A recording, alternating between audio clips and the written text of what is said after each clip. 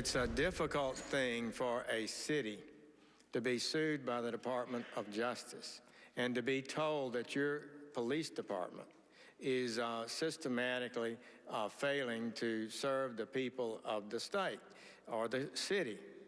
And so that's an august responsibility of the Attorney General and the Department of Justice. And so they often feel forced to agree to a consent decree just to remove that stigma.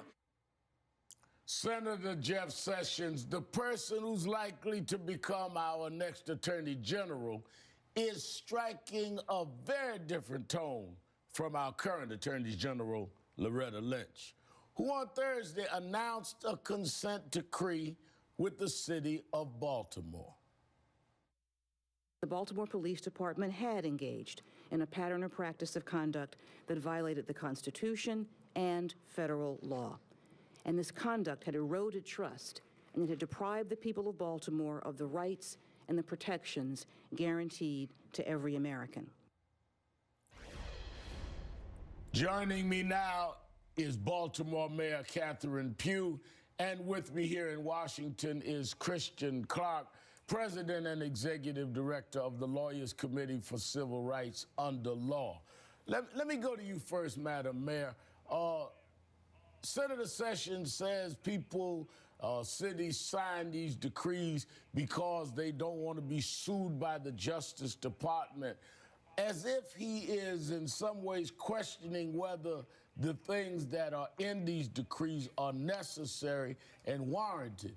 You're the mayor of Baltimore. You've just won an election, so you clearly were not over the police department when a lot of things were found in this report, but you have served as an elected official there. How do you respond to Sessions implying that these things are more reputation savers than really dealing with a real problem?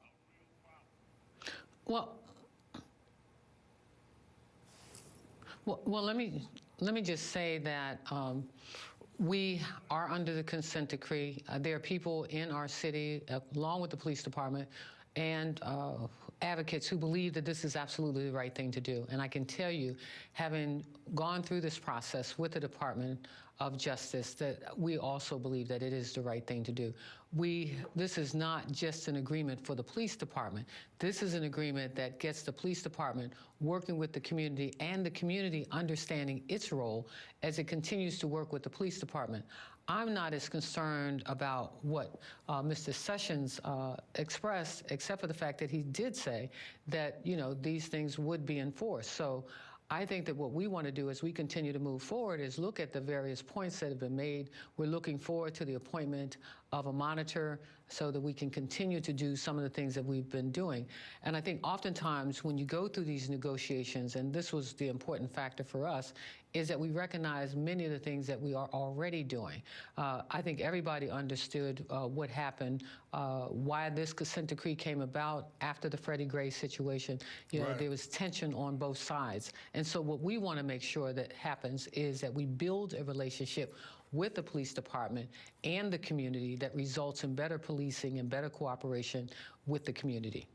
You know, Ms. Clark, when the civil rights community raised a lot of concerns around the nomination of Mr. Sessions, Senator Sessions, one of the things was that he's on record of saying things intrusive like voting rights, that he doesn't believe the federal government should interfere with local policing, almost like states' rights kind of rhetoric. And for him to clearly deal with this consent decree, you and others that are the legal brains in the civil rights community that I and others operate with have raised real concerns about what signal that sends and what's going to happen under him as Attorney General. You know, when we look back at the last 8 years of this Justice Department, some of the most important work that will define its legacy is the work that was done to address the problem of policing reform. Almost 24 investigations across the country over the last 8 years into not just Baltimore, but Chicago and Ferguson and New Orleans.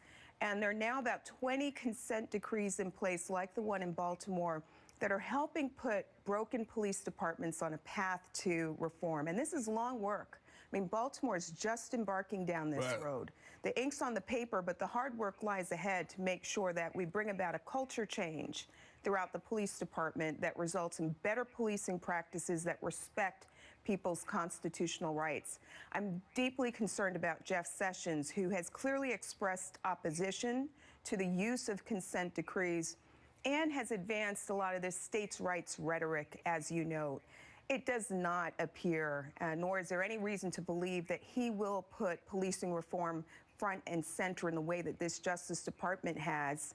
And that will mean that we cast aside 8 years of hard work, blood, sweat, and tears that have gone into bringing cities and mayors and communities to the table to address what truly is a national crisis. Ms. Mayor, Mayor Pugh, it is not only the blood, sweat, and tears that many of us went through to get a lot of this to the table, but it's also you're running a city. It is also for the good of the citizens of the city to put the police in the community on some kind of course that they can work together and work through a lot of these issues that have been laying there that have not been used. I mean, you're the chief executive of Baltimore, and many that I know that work there, I'm preaching for Reverend Yeary this morning there that you work with, many have said we need to bring the city together on both sides so the police and the community are respected.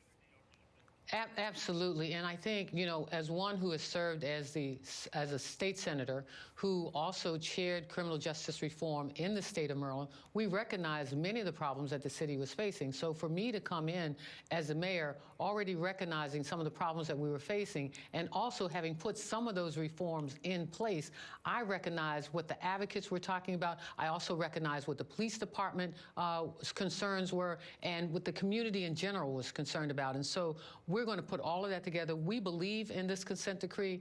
We've worked very hard. We've heard from our advocates. We work with the police department. We work with the FOP.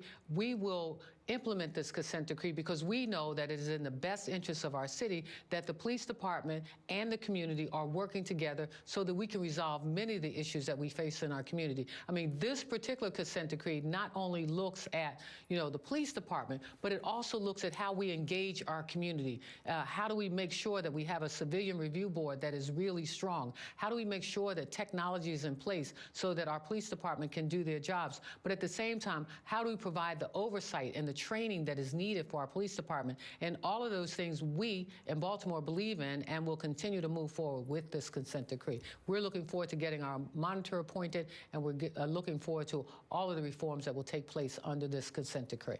Ms. Clark, let me quickly ask you, we saw Chicago and Baltimore this week, and basically Attorney General Loretta Lynch's last week get done. You said there's been over 20.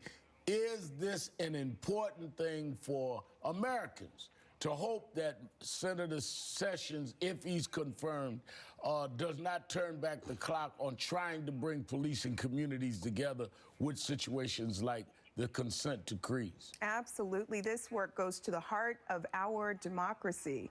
I applaud the leadership of Attorney General Loretta Lynch and Vanita Gupta, who leads the Civil Rights Division. They're keeping their foot on the gas in the last days of this administration and really setting a high benchmark that needs to be met by this next Justice Department.